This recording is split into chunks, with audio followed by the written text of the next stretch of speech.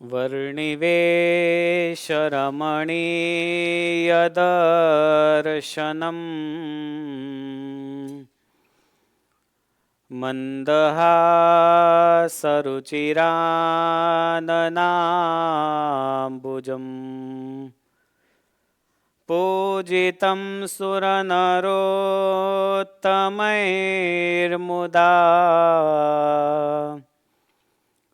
धर्मनन्दनमहं विचिन्तये।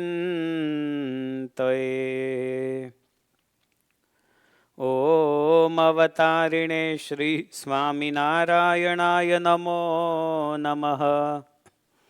ॐ श्री हरिकृष्णाय नमो नमः। ॐ श्री पूर्णपुरुषोत्तमाय नमो नमः। ॐ श्री सहजानंद स्वामिने नमो नमः। मंगलमूर्ते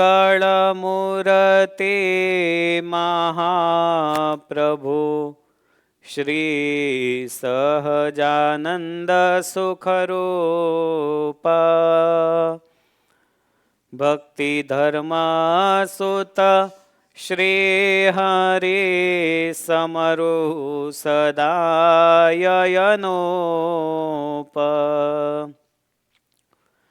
परम कृपाळु छो तमे श्री कृष्ण सर्वाधीश प्रथम तमने प्रणमो नमो वारंवार हुशीश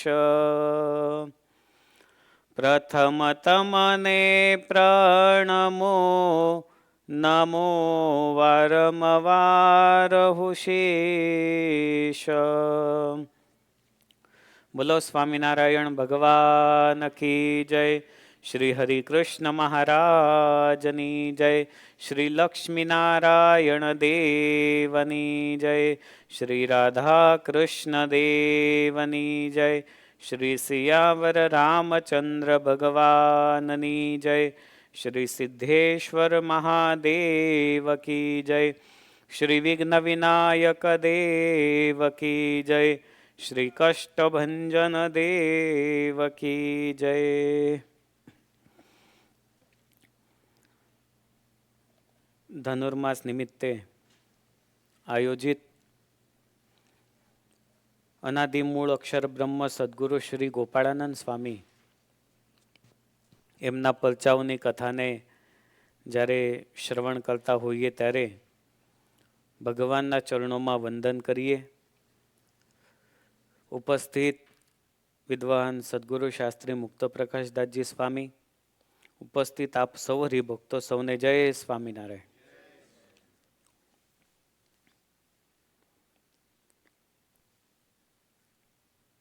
સ્વામીના પરચાઓ જેટલા ગાઈએ એટલા ઓછા જ છે.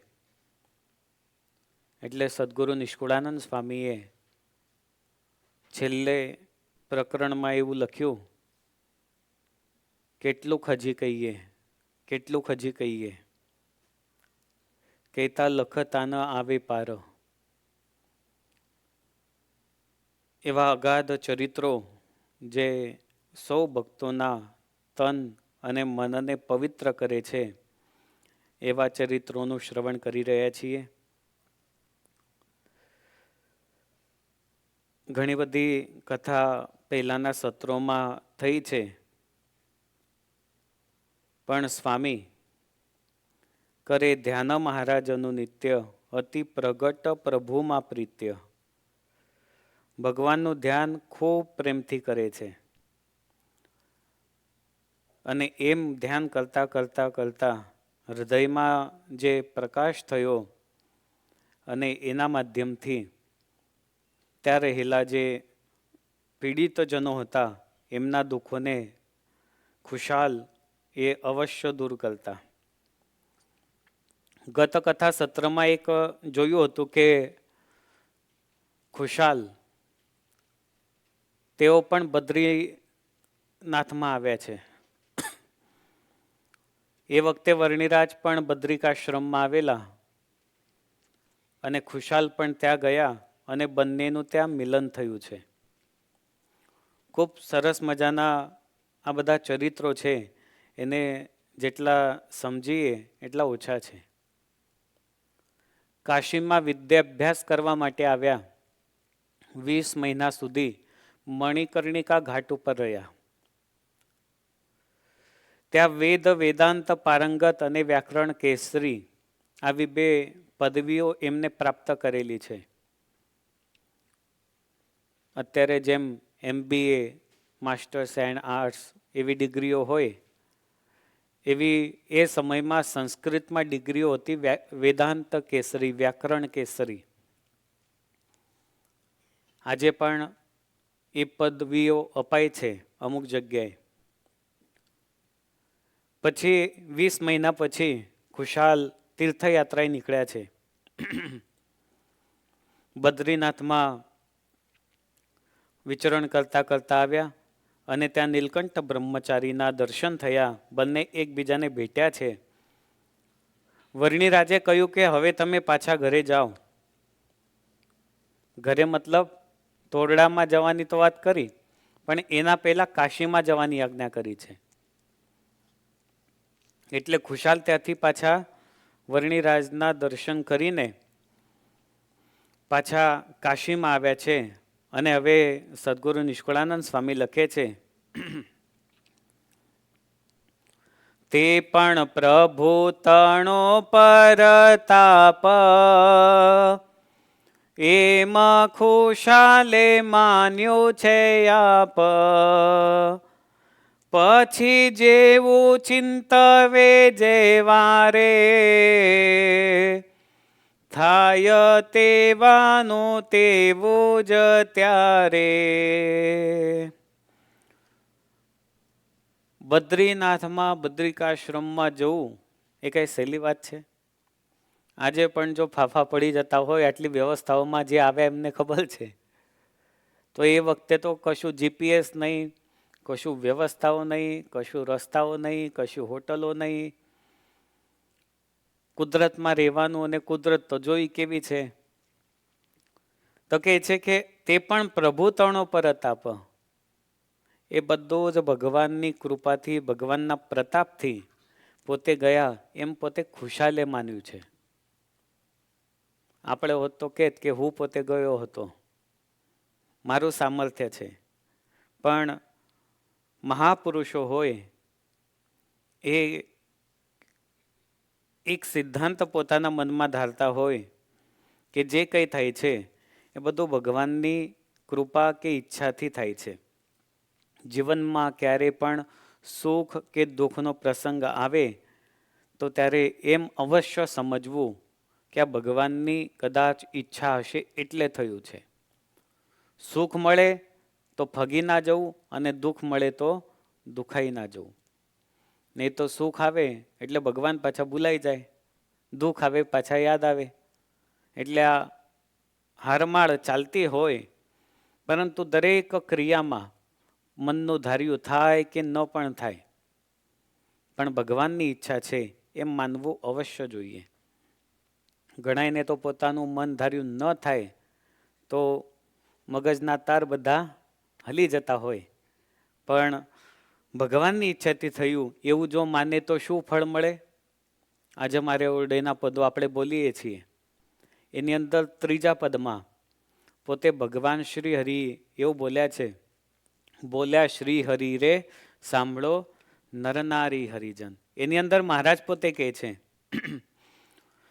અગણિત વિશ્વની રે ઉત્પત્તિ પાલન પ્રલય થાય, મારી મરજી વિના રે કોઈથી તરણું નવ તોડાય. એમ મને જાણજો રે મારા આશ્રિત સૌ નર નારી, મેં તમ આગળે રે વાર્તા સત્ય કહી છે મારી. હજી મહારાજ આગળ કહે છે, હું તો તમ કારણે રે આવ્યો ધામ થકી ધરી દેહ પ્રેમાનંદનો રે વાલો વરસ્યા અમૃત મેહ. અગણિત વિશ્વની રે ઉત્પત્તિ પાલન પ્રલય થાય. આજે એક ઘરનું નિર્માણ કરતા કરતા આખી જિંદગી જતી રહે. આ તો વિશ્વનું નિર્માણ કરવાનું છે. અગણિત, એક નહીં અગણિત વિશ્વની રે ઉત્પત્તિ પાલન પ્રલય થાય. તમે ઘર કેવડું બાંધો? જો 2 જણા હો તો માપસલનું ઘર બાંધો. અને એવો કદાચ વિચાર કરો કે 2 જણા છીએ તો બહુ મોટું બાંધીએ. અને એવો કદાચ વિચાર આવે તો શું વિચાર થાય કે આટલું મોટું ઘર બાંધીને શું કરવાનું? પહેલું કારણ આ છે. બીજો વિચાર આવે કે અમે 2 જ રહેવાના છીએ. ત્રીજો વિચાર આવે કે આટલા ઘરની સાફ સફાઈ કોણ કરશે? ચોથો વિચાર આવે કે આને પાછા ટેક્સ તો ઘરનો ભરવાનો, એ શું નકામો ટેક્સ ભરવાનો? તો જો પોતા પૂરતું કરતા હોય, પોતા માટે બાંધતા હોય તો આપણે સીમિત કરતા હોઈએ, કારણ કે આપણને એના મેનેજ કરવાની ચિંતા હોય.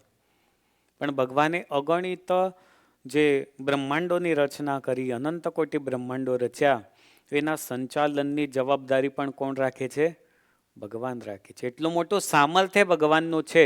અગણિત વિશ્વની રે ઉત્પત્તિ પાલન પ્રલય થાય. નિર્માણ કરવું સહેલું છે, એને ચલાવવું અઘરું છે. મોટું ઘર બાંધતા બંધાઈ જાય, પણ એને સાફ સફાઈ કરવી, ટેક્સ ભરવા, એને વ્યવસ્થિત રાખવું એ અઘરું છે. તો આટલા મોટા બ્રહ્માંડો ભગવાને રચ્યા તો એ બધાનું પાલન કરવાની જવાબદારી પણ લીધી છે. જે સવારે જાગે સૂતા સુધી કોઈ પણ ભૂખ્યું સૂતું નથી. નથી મનુષ્ય સૂતો, નથી પ્રાણી સૂતો કે નથી પક્ષી સૂતું. બધાને ભગવાને કોઈક ને કોઈક વ્યવસ્થા કરી છે, આહારની, વિહારની, કપડાની. બધા જ ઓછું વધતું હોય તો પણ બધા પેટ ભરીને તો સૂઈ જ જાય છે. એ જ ભગવાન પાલન કરે છે. તરસ્યો કોઈને રહેવા દેતો નથી. તો કેટલી મોટી કૃપા કહેવાય. અને કેટલું વ્યવસ્થિત આ ભગવાન બ્રહ્માંડનું સંચાલન કરે છે. અને સમય થાય ને ત્યારે પ્રલય પણ એ ભગવાન કરે છે. એ ભગવાનનું સામર્થ્ય છે. જો કદાચ પાપનો ભાર વધી જાય તો પ્રલય જેવી પરિસ્થિતિ પણ સર્જાતી હોય છે. મારી મરજી વિના રે કોઈથી તરણો નવ તોડાય. એક પાંદડું પણ ભગવાનની ઈચ્છા સિવાય કોઈનાથી તૂટતું નથી. એમાં મને જાણજો રે મારા આશ્રિત સહુ નર નારી. સભાની અંદર ભગવાન શ્રી હરિ બેઠા છે, સામે હરિભક્તો બેઠા છે.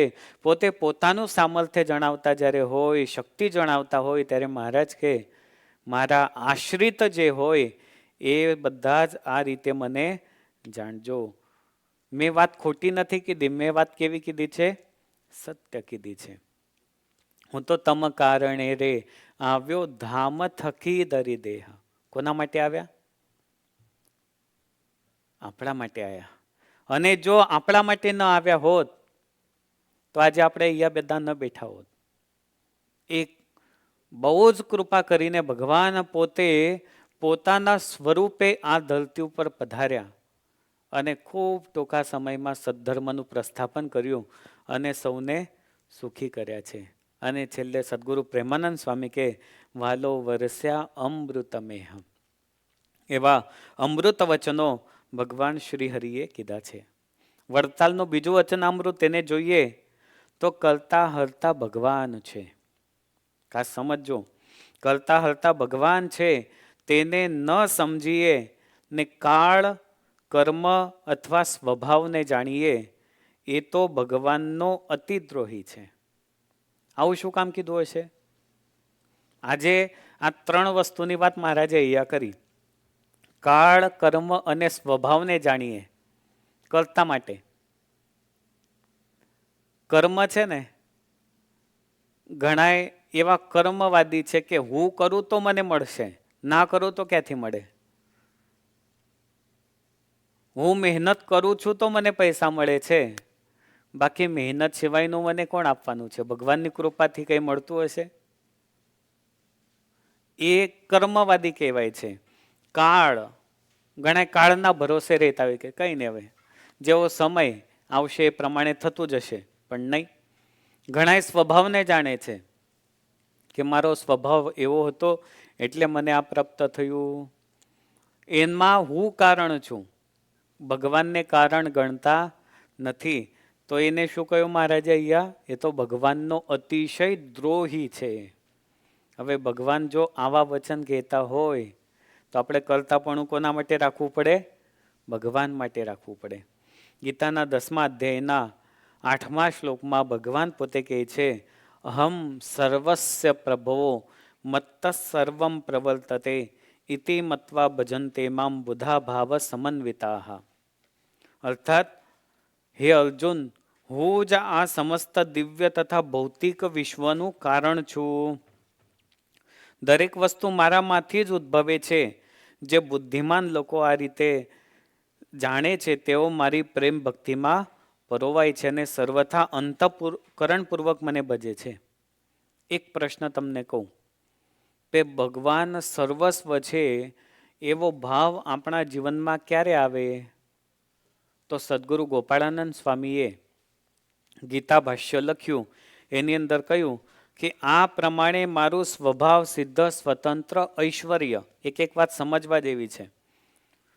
ભગવાનનું સ્વતંત્ર ઐશ્વર્ય, સહજ સિદ્ધ જ્ઞાન શક્તિ આદિ મંગળમય ગુણ યોગને સમજીને મને ભજે ત્યારે આ ભાવ આવે. આ બહુ શાસ્ત્રીય વિષય છે. સહજ સિદ્ધ જ્ઞાન શક્તિ, બધું જ જ્ઞાન એ ભગવાનમાંથી ઉદ્ભવેલું છે. હવે સવારના સમયમાં આમાં બહુ ડીપમાં જવું નથી. સ્વતંત્ર ઈશ્વર્ય, પણ એ કેવું? સિદ્ધ સ્વતંત્ર ઈશ્વર્ય ભગવાનનું છે. ભગવાન પોતે બધું જ કરવા માટે સમર્થ છે. એટલે આવો ભાવ આવે ત્યારે ભગવાનને વિશે સર્વસ્વ છે, ભગવાન કરતા હરતા છે એવો ભાવ ઉદ્ભવે છે. હવે એક પ્રસંગ જોઈએ. પરચા પ્રકરણના 131મા પ્રકરણમાં એક પરચો સ્વામી વર્ણવેલો છે. આમ તો આ 142મું ચાલે છે. પણ ભગવાન એ સર્વસ્વ છે એવો ભાવ જીવનમાં રાખવું. સદગુરુ નિષ્કુળાનંદ સ્વામી કહે છે, વળી કહું એક વાત અનુપ, મોટા સંતની છે સુખરૂપ. વળી હું એક વાત કહું, મોટા સંતની છે સુખરૂપ. એ સંતની વાત એવી છે કે એનાથી સુખ ઉપજે એવી છે. એક અખંડાનંદી આનંદી, કામ ક્રોધમાં ન ચકડે કદી. અખંડાનંદ સ્વામીની વાત કરી છે. એક વખત અખંડાનંદ સ્વામી એ વનમાં ચાલી નીકળ્યા છે. એકલા જ ચાલી નીકળ્યા. હવે એમના ગુણોનું વર્ણન કર્યું. અતિ ત્યાગીને તપસીતને, સુખ દુઃખ માન ડગે મને, ભય વિગ્રહ વિપત્તિ આવે, માના માને મન ન ડોલાવે. અતિ તપસ્વી અને અતિ ત્યાગી અને એટલા માટે એકલા ચાલી નીકળ્યા વનમાં. સુખ દુઃખમાં ન ડગે મને. સુખ મળે કે દુઃખ મળે પણ મનમાં ક્યારેય પણ ડગમગાટ આવે નહીં. હવે કોઈના વિશે આ બે શબ્દ કેવા સહેલા છે બીજા વ્યક્તિ માટે, પણ જ્યારે એના જીવનની સાથેનો અનુભવ થયેલો હોય ત્યારે જ આવા દિલમાંથી શબ્દો નીકળી પડે કે સુખ અને દુઃખથી મનમાં ક્યારેય પણ ડગે નહીં. ભય વિગ્રહ આપત્તિ આવે, ભય કદાચ આવે કે વિપત્તિ આવે, અથવા માન મળે કે અપમાન થાય, પણ મનને ક્યારેય પણ ડગાવે નહીં. એવા કોણ હતા? અખંડાનંદ સ્વામી. અને એટલે એમનું નામ શું હતું? અખંડાનંદ. ખંડ અને અખંડ એવા શબ્દ હોય. અખંડ એટલે જે કાયમને માટે એક સરખું રે, જેમાં ક્યારેય પણ ભંગાણ ન થાય, એને અખંડ કહેવાય. એ દરેક પરિસ્થિતિમાં સમશીતોષ્ણ રહેતા, જે શ્રી કૃષ્ણ ભગવાને ગીતામાં વાત કરી છે અપરિગ્રહની, એવા સંત હતા. એટલે એમનું નામ થયું અખંડાનંદ સ્વામી. એકલા ને એકલા એ વનમાં મોજમાં નીકળ્યા છે, કોઈ માનવ નહીં. અને અચાનક વનમાં ચાલતા ચાલતા એક સામે 4 વાઘ આવીને ઉભા રહ્યા. સ્વામીને ઘેરી લીધા છે.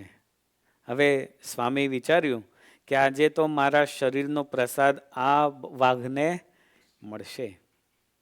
મારા રગે રગમાં સ્વામિનારાયણ છે, મારા મુખમાં સ્વામિનારાયણ છે, અને એના લીધે આ 4 વાઘનો પણ મોક્ષ થશે.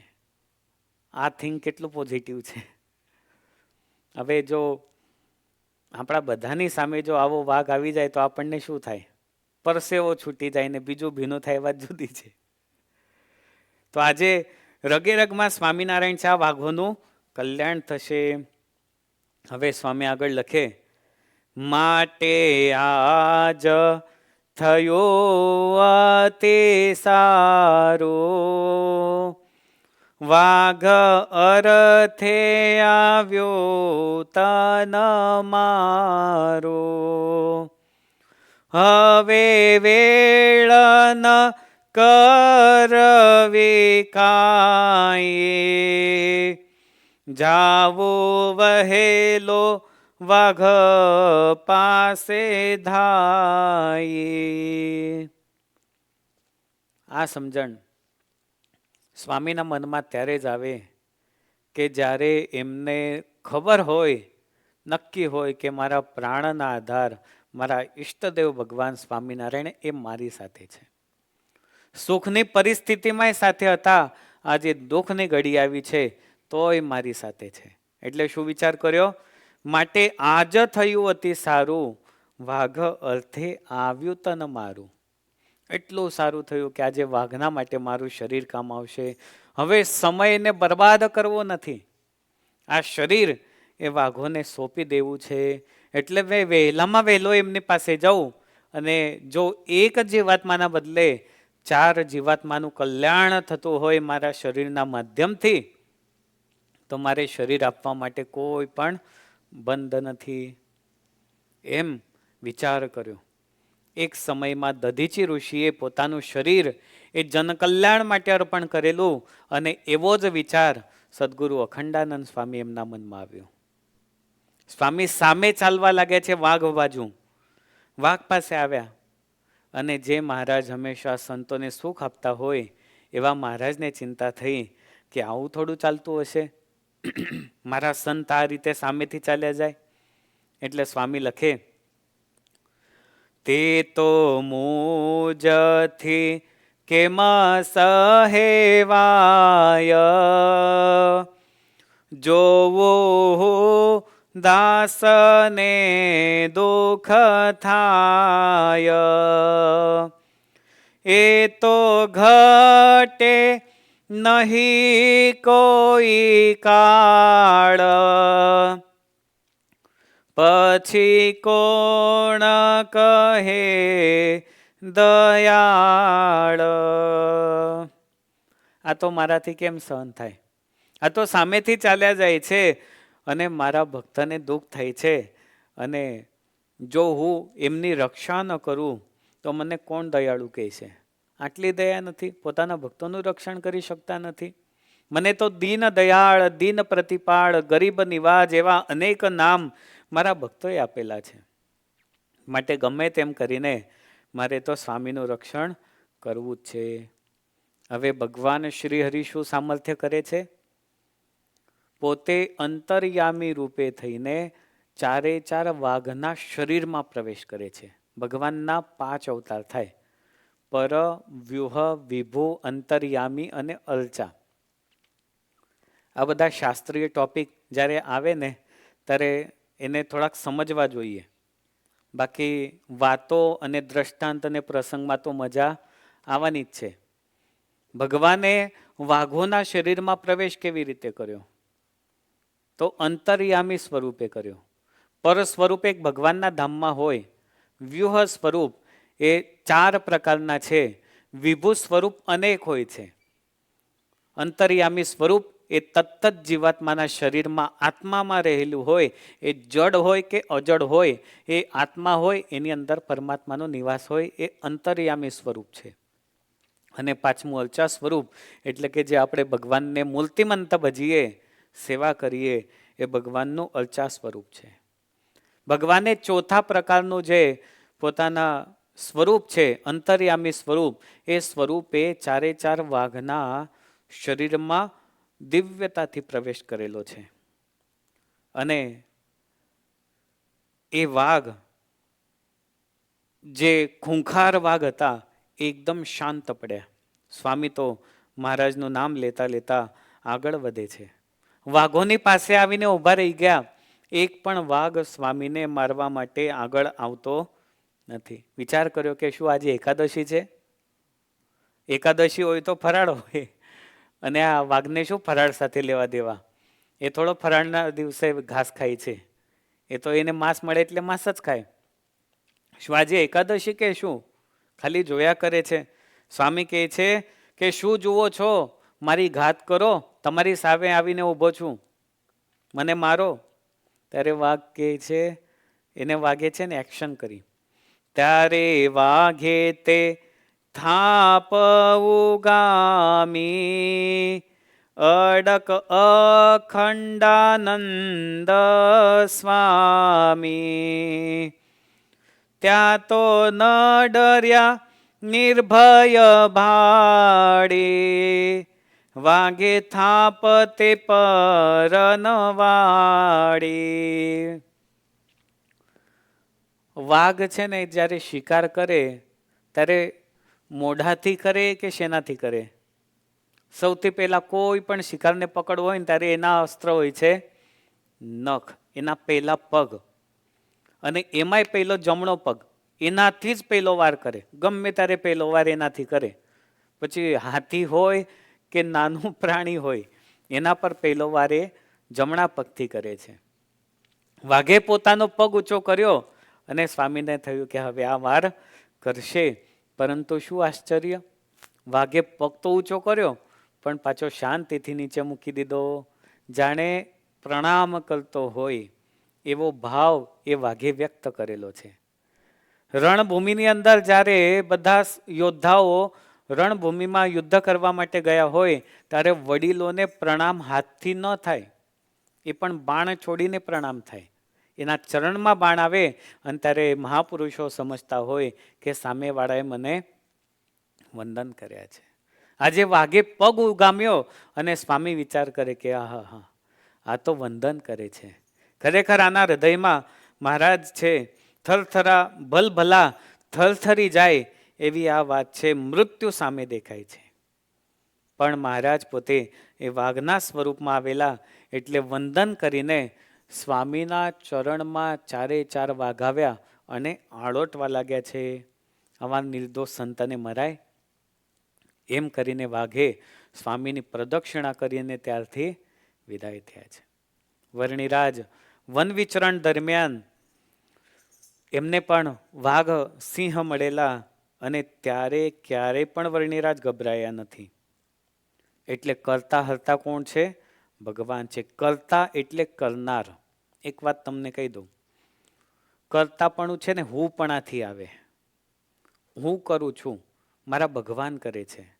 અને હુંપણું હોય ને એ સહજ અને સ્વાભાવિક છે. હુંપણા સિવાય જીવન પણ નથી ને શરીર પણ નથી ને સ્વભાવ પણ નથી. સવારે જાગવાનું હોય, રામને શ્યામ સૂતા હોય, માં શ્યામને કે શ્યામ જાગી જા, તો રામ ના જાગે, શ્યામ જ જાગે. 10 જણાની અંદર કોઈનું નામ લઈને બોલાવવામાં આવે તો એ જ આવે. કેમ? એને સ્વીકારી લીધું છે આ મારું નામ છે. હુંપણું છે તો અસ્તિત્વ છે. પરંતુ કર્તા અને કર્તૃત્વ આ બે શબ્દમાં એવું હોય તો કર્તૃત્વ જો ના હોય તો જીવન આળસુ થઈ જાય. કઈ નહીં, કરનારા તો છે, કરશે. એટલે ભાવ એવો છે કે પરમાત્મા મારા હૃદયમાં રહીને કરાવે છે. આ કરતાપણાથી દૂર થવાનો ભાવ છે. હું કરું છું એ તો રહેવાનું જ છે, પરંતુ મારા હૃદયમાં રહીને પરમાત્મા કરાવે છે એવો ભાવ કરતા ભાવને દૂર કરે છે. શંકા થાય કે જો એવું માનવામાં આવે અને કદાચ અયોગ્ય આચરણ થઈ જાય તો શું કરવાનું?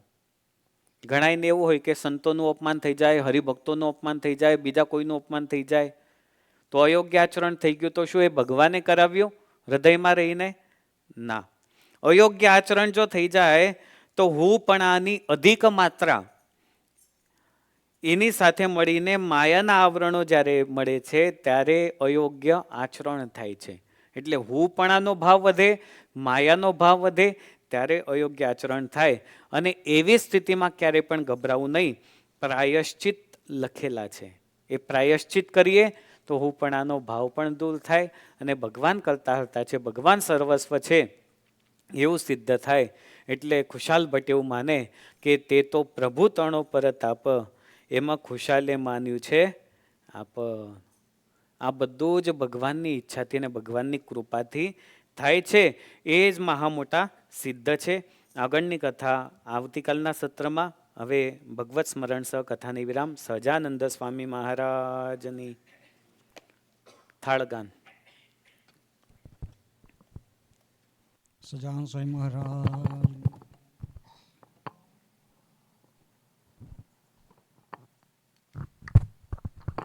જમો જમો ને મારા જીવન જુગતે, ભોજનિયા રસ ભરિયા રે.